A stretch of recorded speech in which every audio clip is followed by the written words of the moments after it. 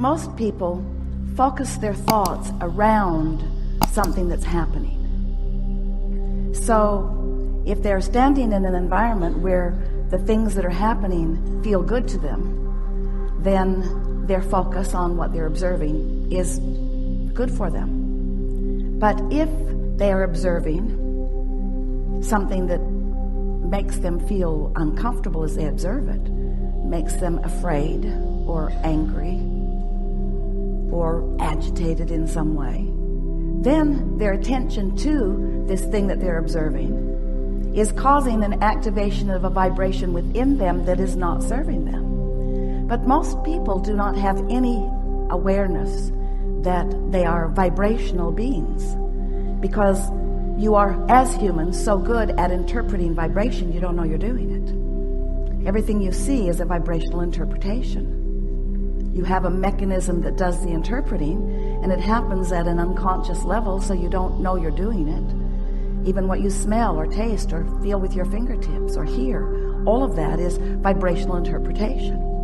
You are vibrational beings whether you know that you are or not, and you live in a vibrationally based universe whether you know that you are or not. And law of attraction is responding to your vibrational offering whether you know that it is or not. And everything that's happening around you and to you and near you and with you is because of the vibration that you're offering. You have so much more control of what goes on around you than most humans even try to exercise. Think on purpose, and therefore feel purposefully. Feel on purpose. So we want to help you to understand that you are source energy. You're in these magnificent physical bodies. You came from non-physical. And while you were non-physical before you came into these physical bodies, you still are, for the most part, predominantly, that non-physical consciousness. You just are. But that's hard for you to know because you have come into this personality, and the awareness of what's going on here, what you're observing, is so dominant, so pressing, it's so real, you call it reality. Well, this is the real world. So the non-physical world from which you have come, and this non-physical world where the larger part of you still is focused and still is projecting from, is largely gone unnoticed to most of you, except that you feel emotions all day, every day. You do, don't you? And those emotions are something that is vivid within you because the emotion that you feel is your vibrational indicator of how you're doing in relationship with who you really are. This non-physical part of you has a perspective. You could say an opinion.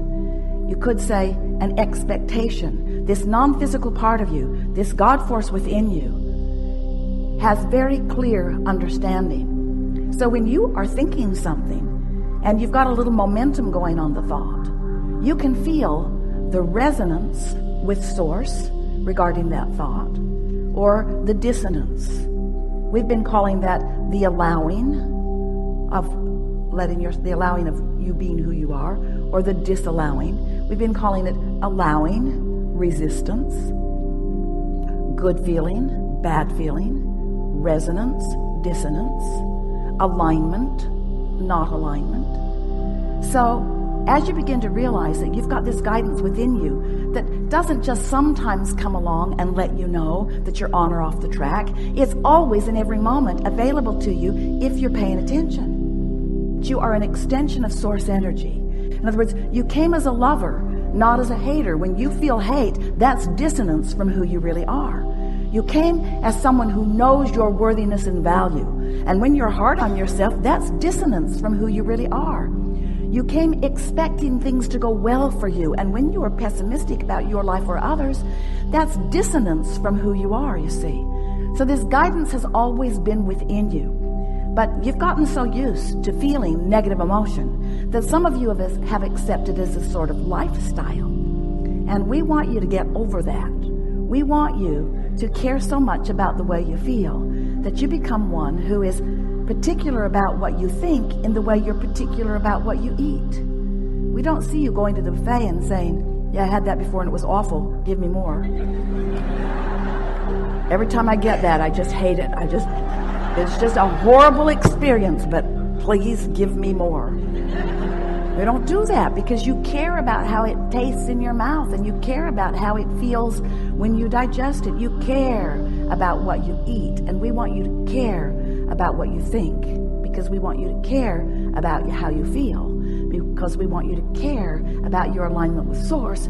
But if you feel agitated, or if you feel envy, if you feel competition, if you feel uneasiness of any kind, then you're pinching yourself off from that Source who is there with you. Even though that Source is there with you, you are pinching it off. Even though that Source is there with you, you are pinching it off. Even though that Source is there with you, you are pinching it off. Even though that Source is there with you. We're trying to make a point here. Humans sort of have a screwy take on that. Source, God, whatever you want to call it, you think, all done, all perfect, now watch ye me to catch up. And we say, nothing like that.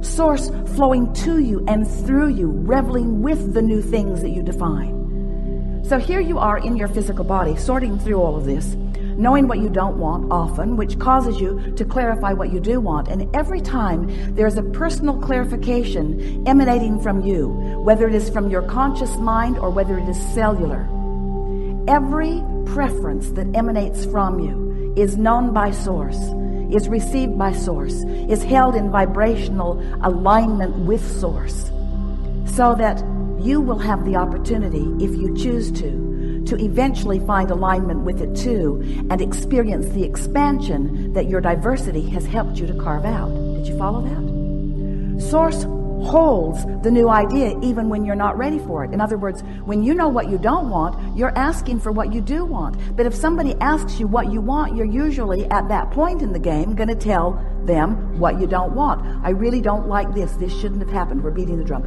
This should not have happened this way. So as long as you're still focused upon the problem, the problem and the solution are very different frequencies.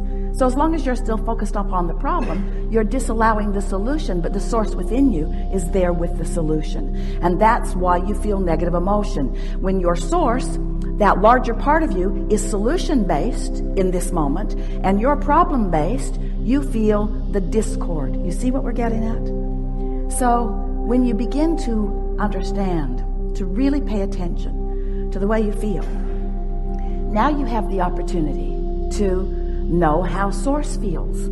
It's sort of like, well, I know how Source doesn't feel, because this emptiness that I feel is me pinching myself off from Source. So what might I think to soothe my emptiness in order to allow me in closer proximity with the vibration of Source, with the vibration of the answer, with the vibration of the solution?